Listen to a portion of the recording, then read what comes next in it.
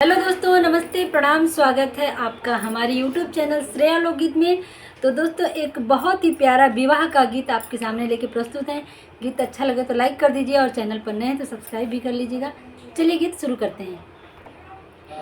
निहुरी निहुरी बेटी अंगना बहारेली, बाबा नीरे खेलन मुहा हो। निहुरी निहुरी बेटी अंगना बहारेली, बाबा नीरे खेलन मुहा हो। अरे सोझे किरण तोरा लागल हो बेटी, गोरा बदन को मिलाए हो।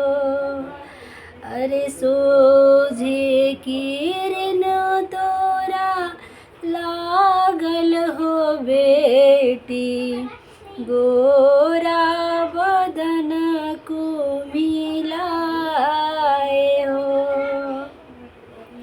कह तू तहे बेटी कोठवा उठाई देती, कह तू त छतवा के छाओ।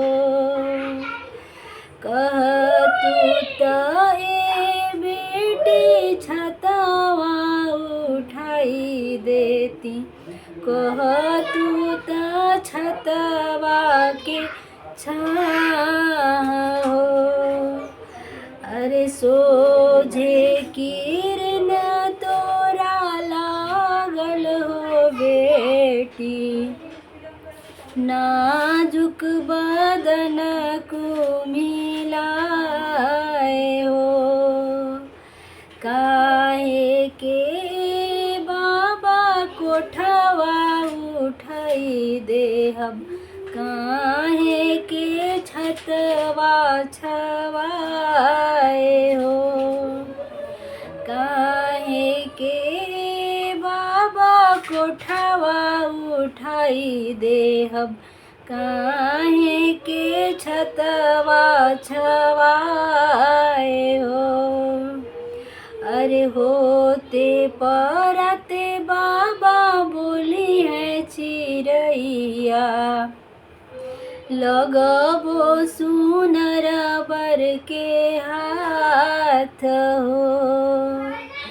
अरे होते परते बाबा बोले हैं चिड़ैया, लगबो सुंदर बर के हाथ हो।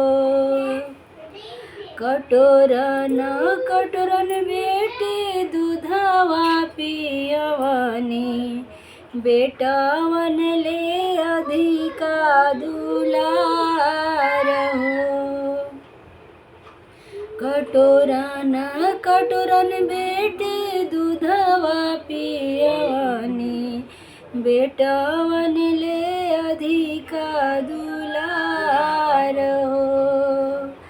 अरे दूधो के ने ना दिहलू हो बेटी, चललू सुंदर बर के साथ हो। अरे दूधो के ने ना दिहलू हो बेटी, चललू सुंदर बर के साथ हो। निहुरी निहुरी